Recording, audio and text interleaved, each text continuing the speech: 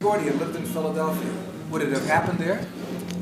I think it was all in the plans. I guess the only way I could see it, he just happened to live in Detroit, and I guess they're from Georgia actually, but they happened to move to Detroit, and he happened to get this brainstorm, and just happened to be in Detroit, and with all the acts up there in Detroit and Chicago, and things were a little hotter up there than it was anywhere else. They was putting records out from those areas like Cincinnati and New York, Atlantic and King, Federal, and that was a kind of way to go. So, and Detroit was a working town too, so you got to remember the cars are there, and people could get more jobs if they couldn't make it singing.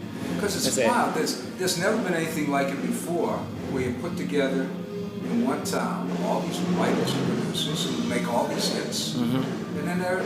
Yeah, they migrated to that place, and then with the sound with Smokey and Marv Johnson and Mary Wells and all those singing, and you hearing the sound, and it all sounds good. So you say, well, hey, there's something happening in Detroit instead of having to go to California or New York. It's a lot closer, you're not that far from home. Yeah, it didn't happen. Where were you from? How did you get into it? Well, I was from Alabama, and I had heard the records like Midnighters and Five Royals and gospel records and country and western, and that's about all you could get, and that's what I was basically into. And something like Four Freshmen and the Four Aces and all of those. Were guys. You in the rural part of Alabama, or did you live in the big city? No, I lived in the city, in Birmingham. And were there any people that came out of there that were making it in music that you could look to and say, well, we were so in a disarray down there because you had the colored signs that black and white, so you don't know who was making it. You just know you weren't, exist in the business if that's what you wanted to do, and there was no avenues for that. So I went to me and my group, Cavaliers and Paul Williams and all of us. We went to Cleveland, and just happened to take off and go. And then from Cleveland we went to met a man by the name of Milton Jenkins, and then we went to he took us to Detroit. And well, by the way, we had met the Four Tops. At least I met the Four Tops, in Gleason's in Cleveland. And gave us some encouraging words. And were they recording at that time? No, they weren't recording. Oh, they weren't recording No, either? they were working up in Idlewild, Michigan a lot. They was top flight. So none of you guys, was there a Motown Records then at that time? I guess it was something trying. No, it was no Motown. It was a Tamla. Yeah. But there was the record company. Yeah, just like Gordy just like Abner VJ records, that records. They were there too. They were in Chicago. Chicago, right? And then they also had King people in Cincinnati. Now this group that came out of Alabama, was this with Otis Williams? No. This was just your own. Yeah, Paul Williams. Yeah. Well, And Paul Williams and I came out from high school and all that together. Yeah. And Kel Osborne and a guy by the name of Willie Waller. Yeah. They all came up. We all came up together. And how did it happen then that you finally got to Berry Gordy? Well, we never did get to Berry Gordy. Actually, well, we did, but actually, we were doing real well with the man Milton Jenkins, and we all happened to break up. And Otis Williams' group broke up somehow, and I had knew Otis. So I called Otis, and we went to talking, and he wanted a tenor with his group, and I told him I couldn't join unless I brought in somebody with me.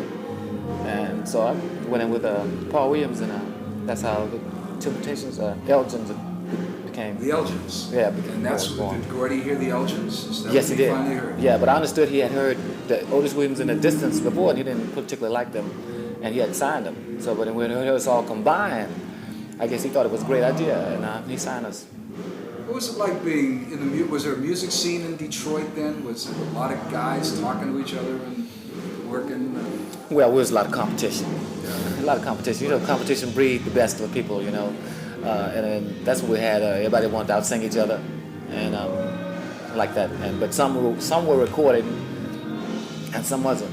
But we all get together and go to this Great Stone Ballroom and just beat up on each other a while, Did the Elgins, were they like the Temptations later became smooth and choreographed? Oh, well, they were already headed in that direction. You guys were in that direction? Yeah, we were already headed in that, because we kind of knew what we wanted to do. We like to look good, and when you look good, you feel good, right? And you wanted to be kind of charismatic, the whole 9 yards. And you had to sing, and you had to be able to move and sing at the same time. So with that all combined, we were already headed in the right direction, and Mr. Gordy has happened to take us on in that direction. Do you remember your first record session? What was it like? No, I really can't remember those. Can't remember? No. Do you remember first hearing your record on the radio anywhere? No. Don't remember that one either? No, I have no recollection. Well, what was the first hit for you guys? Well, we started making noise with a record called Check Yourself, actually. And at that time, that was a hit for us. we were concerned. We weren't in the big business, but we were working, so it didn't make a lot of difference. We want to succeed, but when the time comes, it happens. And I guess we all felt that at that time, that we would get a break because we thought we were real good. You never got discouraged? No, because we were working constantly and in town, places like Chappies, Muskegon, Michigan, Saginaw, Michigan. Were you the Temptations now? Yeah. Now you became the Temptations? Yeah, we were working. How did that happen? How did that name come about? Oh, well, I think somebody at the company had changed that. I don't know how that got changed. I'm not aware of how that happened at this point. All I know is they had a group called, they had a white group called The Temptations in Brooklyn, in New York somewhere. I'm not, in New York somewhere. And they name suddenly disappeared from them, and we got it. So who could say what happens on that? I don't know. Do you remember first meeting Smokey Robinson? What you thought of? No, I can't really remember first meeting Smokey. It's all a blur. Yeah, most of it is a blur because you work so hard in that game, and you really don't get a chance to socialize a lot. So all I remember is a lot of the work parts, so I remember that real well. Did you hang out at Motown a lot? No. You didn't? No, I didn't. You guys didn't? Some of the guys did. Yeah. I didn't hang out. Because we see each other in the street, but like going to parties and things like that, no, I didn't go. Was the group close, the Temps? Well, we were close as needed to be at that particular point, Everybody had their own situation before we even met each other, so I guess they kind of maintained that, but we could come together and work. And we were fairly close as you can be as for men, I guess. One of the most dramatic groups ever in terms of changing and people coming and going in that group, as it eventually turned out. Yeah. Let's repeat that. Oh, the group had all kinds of turmoil in it over the years. Oh yeah, they had their share of turnovers. Like going to the hoop, they had quite a few who can't win like that too many times. But they have to be very successful in winning, as far as I'm concerned, because the name stays. I don't think they can do too much damage to the reputation that we put out at first, because I think that preceded everything that has happened under the banner of the Temptations. That part we set out first has to be the one that they have to succeed. How did do you remember the circumstances that got David into the group? Yeah. Well, actually, David was a single artist, and he had his own records out, and I thought he was a tremendous singer. And he used to come and hang around in the group, and we talk and all. We all liked each other. And then one time the drummer was missing or something, and he got to play drums. From that point, then Paul used to call him up to sing all the time, so it kept getting more and more together. Then something happened to Elvis Bryant, and from that point on, David was in the group. The group had such first of all, a sound, and secondly, a style, personality. How much input did you guys have into this, or did Gordy call the shots, or Smokey? Well, we were the one that initiated that part. We were already a group when we met Mr. Gordy and Smokey and everybody, and we had a unique sound. Because we had more than one guy that could sing. That was one of our claim to the fame of what we did. And there's not a lot of groups like that. And then have the looks, you call it, and the sex appeal, as you call it, and have the dress and all of that to go with it. And it was kind of a unique situation. And I guess Mr. Gordy, with the eyes that he has, he saw it. He said, I like that. And he took it, and he knew what to do with it. But he didn't have to spend a lot of money with that. That makes it sell. When you started hitting with records, the way you do the things you do, Be in Trouble, and My Girl is #1, what did that do to your lives? All of a sudden, making some money, traveling. What did that do to you personally and to your life when you started to hit? Well, for some, it never changes. happened for some, it do change. I can't only speak for myself on that. I don't know what was happening to the other guys, but I realized one thing. When I get out of that limousine every time, I'm usually going away from the limousine. It doesn't stay with me all the time. And so I really don't get used to that because I know I'm going to have to get out of the car and go home. And I no telling what I might ride in between getting home.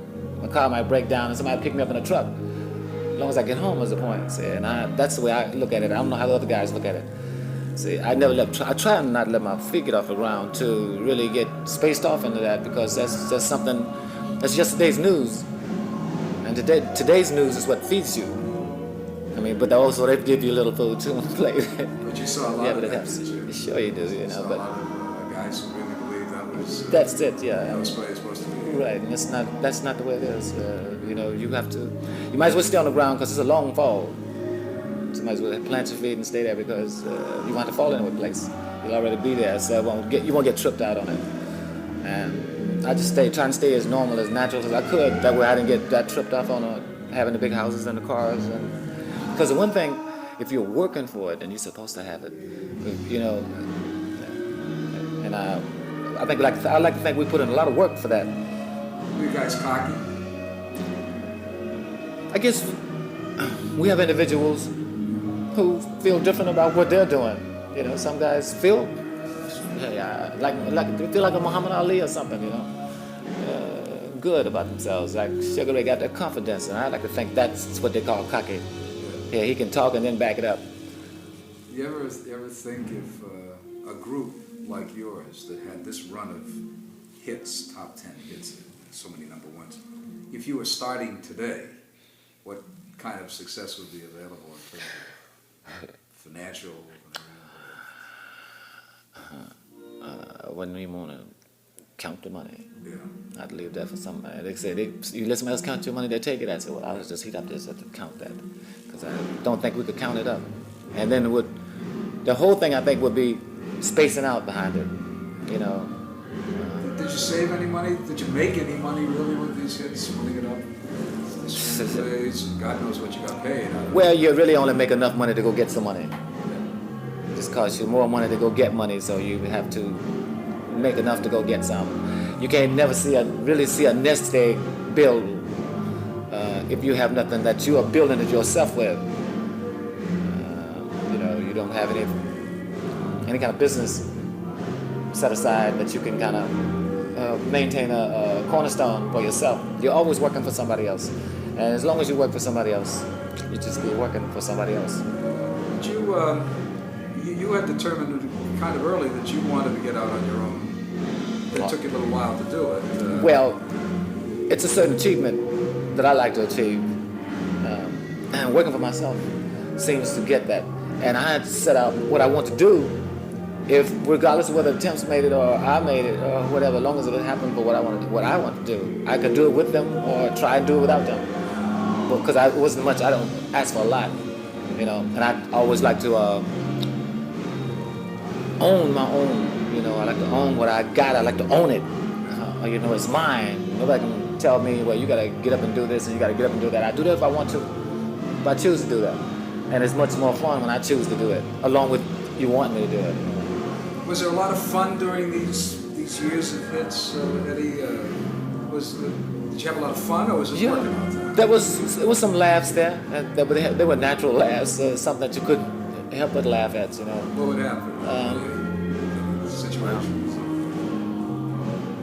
I don't know. I guess somebody would probably do something,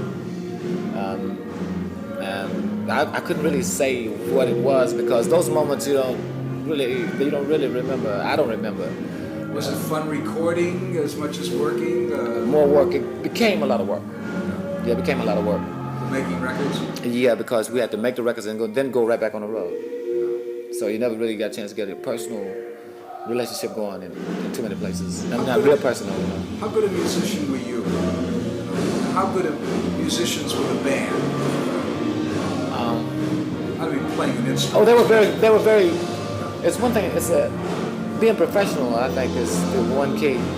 You know, and a lot of the guys are professionals that we work with. They knew their craft, And they worked their craft because they wanted to see us become successful as much as we wanted to become successful, and which means they would become successful too. That's the way the musicians played at that particular time. And then I guess somewhere everybody get enough, and then they don't want no more. How did it feel when you went out on your own? Was that kind of lonely? Or? No, it's something you have to set up in your own head. You have to be able to deal with this. You don't just jump out there and try to go solo. You know, you have to set it up and you have to get prepared for it. I did it and I set it up and I got prepared for it. And whatever happened, I was ready to accept it, whichever way it was going. You made great records. You made some great records. Thanks to the producers that we had, you know, and the writers, because I really didn't have time to write anything. You know, I was taking a shot at it. Have you ever done much writing? Yeah, I've done some. Yeah, not a lot. When I found out I couldn't get paid for it, I wouldn't write anymore. You couldn't get paid for it? Yeah, stop writing. Is there anything you'd have protected yourself with against some of these onslaughts? Well, you can never protect yourself. Because if you're the only man out there, nobody believes in what you're doing, you're just out there by yourself. You're the pick of the tree. You know, so you can't really protect yourself. Because you got a lot of people in the world, and if they're there for you, all you can do is save yourself. Are you bitter about some things that happened? I have none whatsoever. It's just the name of the game. You know, it's like in the jungle when they catch you lapping. It's a little different now. You know, Yeah, the free agents out there now. well, I'm still a little shaky about it. You know, I'm still trying to see how wounded was I. How about? Well, I'll be talking with David. Do you talk about it much? You know? No, we better seldom get into that at all. No, because he got his own story. What happened when he left that group? Was that there was never a question about it breaking up or anything? Was it? No, he knew we were a group before he left. Before he came, we were a group. And you can always succeed, especially at that particular point. It's just what they do now. You know, it's what they do. They just try and succeed. You know, and just keep somebody in the slot, I guess. If you could pinpoint a year or some frame of time that was the best for you so far, can you identify what it was? I think it's then, not now. Then Up till now. I think now. Now is the best. Now is best. Why is this the best now? Because I can collect my own, and I can do what I want to do with my own money, and then I am straight with the government. You got problems with the government? Yeah. You did. Yeah. Well, at one time, I was on a criminal investigations and didn't know it. Match? Yeah. And I didn't know it. I was. Like I said, why They usually let you know about it. Yeah, right. They don't keep that a secret. Yeah, They let you know something, you know. But I had nothing to feel because I hadn't done anything funny with the money. So, you know. In all these years, have you had much of a personal life with all this work and being on the road? Little. I got a couple of children. Yeah. If that's what you mean, personal. I got a couple of children. Yeah. You still live in Alabama? Yes, I do. Did you ever move out of Alabama? Yeah, I lived in Detroit for about 20 years. Yeah. But when things just went real strange, I just went to New York, then with the Arista Records for a minute, and then I went back home. What was strange? I mean, the company got up and left? Well, they left. I stayed in Detroit, and what happened when I left the company? I went to New York because I went with Clive Davis and Arista Records, and met up with Norby Walters, and then after all that, I went back home. What got you together with David again? Well, I was working in the Premier Theater. A lot of people had asked me to work, and I turned it down. I didn't want to work at all. So they continued to ask me to work. So Martha's, matter of fact, booking agency wanted to book some dates on me, and they wanted me to work with the crew. So I said, okay, I'll work with them now, and I worked with them. And David came out, and I asked David. I said, hey, why don't you come up and do some of the songs up here with me? How long ago was this? A couple years ago. Yeah, just before the Live Aid thing. Yeah, we were starting to get together then. And David came up, did a couple of songs, and we had been singing, getting dates ever since. Yeah. That really works well. It works very well. Where do you get the songs? Well, it's not all the time. I won't say it works well all the time. Sometimes we'll come off the truck at times, but we seem to get it back on some kind of way. Now, what was the next question? No. Where do you get the songs? Oh, well, they're coming from all places. Actually, Champion Entertainment picks the songs. When you and we have a few songs ourselves too. when you're out working, do they want those Temptation songs? Oh, for sure. You love doing it? Yeah. Well, you have a lot of fun doing that. Anyway, if you're out there, you might as well have fun with it. And if you have fun, it'll work much better. Any one of those mean more to you than the others at all? Any one show, Any you one of mean? those songs? Songs. 3. Which ones? I especially like Way Do Things Do, because that was first really chart record. And then I like Just My Imagination, because it was my last record with the Temps. Then I like My Girl, because it was our big record. That was the big record. Right. God, that was a time. Yeah. It was Yeah. so exciting. Yeah. The company was throwing out hit records Yeah. and such creativity. Yeah. It's a And magic moment. in And music. some, those were so good that some got away. Yeah, Some were even just as good, sure. but they kind of got lost in was so the many. light of those records. There were so many. Yeah, exactly. So many. Good records. Yeah. One of my labels just. It seemed like there was an embarrassment of riches almost at Motown time. And you probably did lose some records. But Yeah, we lost a lot of records, a lot of good acts too. But it's just like I say, if you only have so many slots, everybody can't get in there. And well, some people just didn't get in, and then what should have happened? They maybe should have had. Well, I guess you only have so much on one company, so much riches on one company anyway. how does it feel, Eddie, when people tell you what your music has meant to them over the years? I feel real good about it, but if I could only feel what they felt, see, it's a difference. And if I could only see the Temps once, I'd probably be happy. Would have been happy just to see them one time. Get out of, and then look back and see them. Yeah, like I'm in there. Like it was. If I'd had that thrill, I might have felt real good. So I can't really see. I can feel what they're saying, but I can't really see it like like when their eyes light up. I can't light up like that because I'm up there, and I can never see that. Who was there for you that music meant a lot to you? That part right there. The people felt something, and they made them feel good because we didn't get a lot of fights in audiences. We had a lot of people really very happy. They were left there very upbeat and all of that. Yeah. That's the way the band was. Yeah, that's where it was. That's where the band was. That's right. Smooth, the show, terrific. That's Well, it has to have an impact on you to know that people in London, or people in Germany, or Japan can sing those songs. and no lick of English, and nothing else. There's a lot of things can put things. Nothing can put things together like music. You take whatever you take, but you can bring that music. They like that much better. It's almost like the rock concert they had at the Berlin Wall, right? Well, the guys, the kids on the other side heard that, and that's what they came to defense for. They said, "Our fight is here to get this." Where normally you can talk all day to them, but that music seemed to. Is there one more goal or another goal you're shooting after? Another mountain you want to climb? No. No? You happy the way it is? Yeah, I'm straight the way it is. I mean, I'll go anywhere at this point, but I'm happy the way I'm able to go. Yeah, I don't have to go with thinking what's going to happen, because actually I don't care what happens.